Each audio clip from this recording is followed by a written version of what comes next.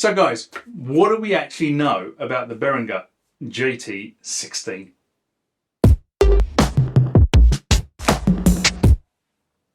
And I'm going to say this within the first minute of this video so that I don't get accused of being clickbaity, because I have been accused of being clickbaity recently, and I fully defend my position despite writing copious descriptions about my videos and making sure the title accurately reflects the content of the video. Some people believe it's clickbaity. Anyway, I am going to say, as I said in the first minute of this video, that we do not know a great deal about the Behringer JT-16.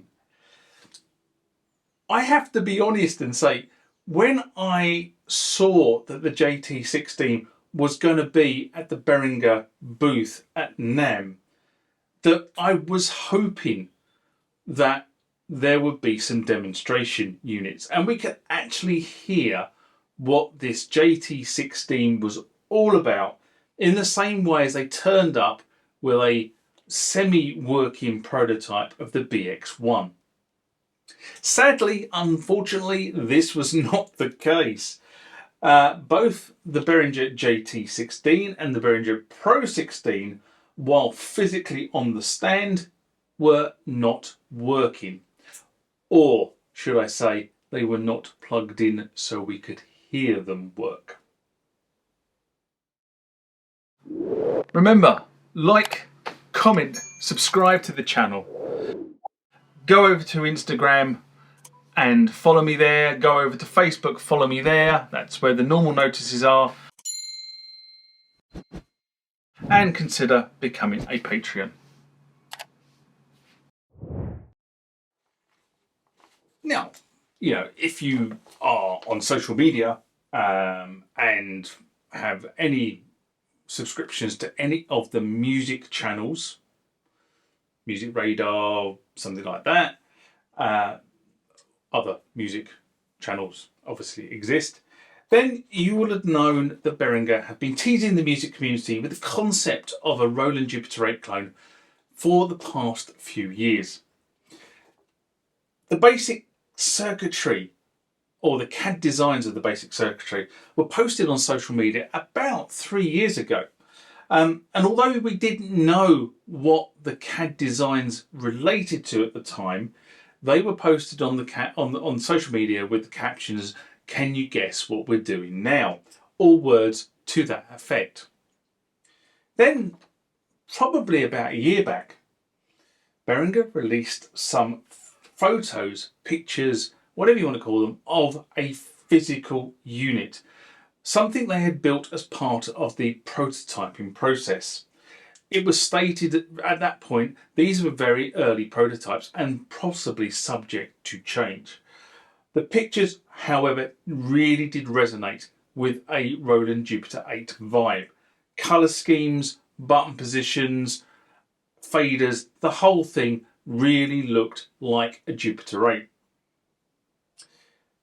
In terms of dimensions of the synth, you could get a rough idea of what it looked like, and you also really at this point got a rough idea of what physical styling was going to be all about.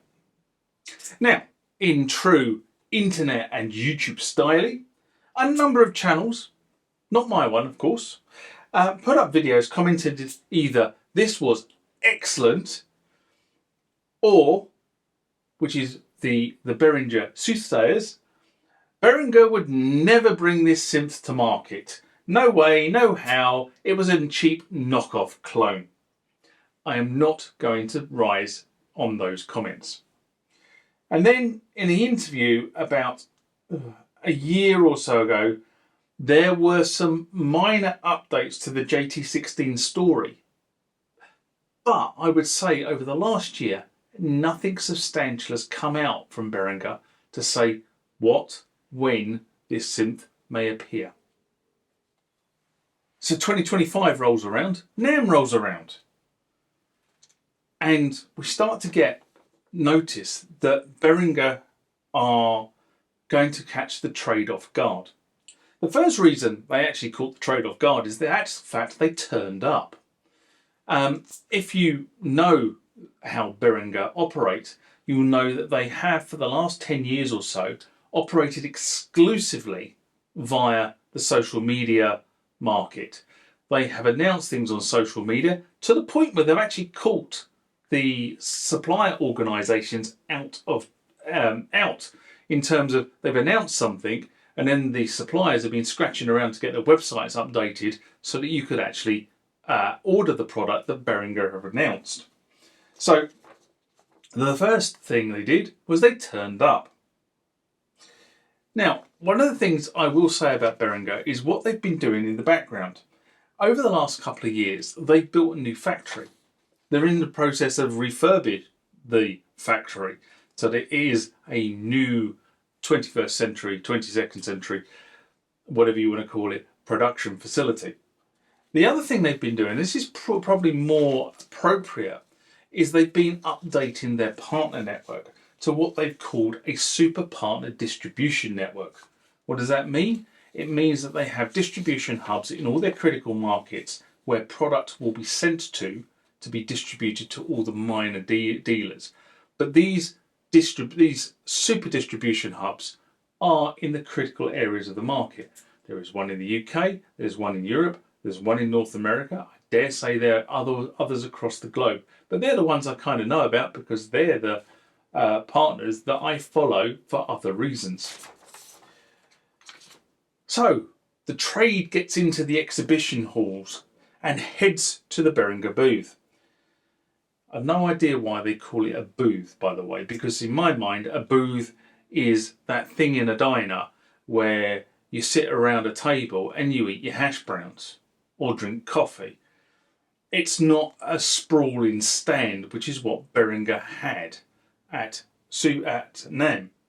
Anyway, they got to the booth.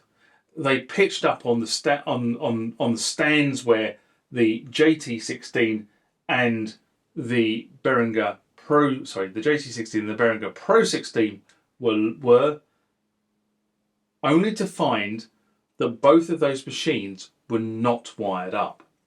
You could tell, you could find out how big they were, you could find out how heavy they were, you could find out the overall styling of the unit, but you couldn't hear or play it. Unlike the Behringer BX1, which was the surprise of the show because that was the one we didn't know about. That was there and it was wired for sound. Unfortunately, it's not finished. It's still prototype. So that means that the JT-16 and the Pro 16 are way behind the BX1. However, we have got a feeling for what this unit actually looks like now. So, watch this space. And I know I'm going to get shot down because I keep getting shot down for saying things about digitally controlled analog synths. Everybody has jumped on me about the UBXA, but what I will say about the whole conversation around digital controlled synths, Behringer spent a huge amount of money on this ARM technology for a reason. And until we get a bit more detail about that, I'm going to probably shut up on this subject. But I will leave you with the fact they have spent a huge amount of money on this ARM technology. And on that note, until we know more about the Behringer JT-16, live long and prosper. See you next time. Bye-bye.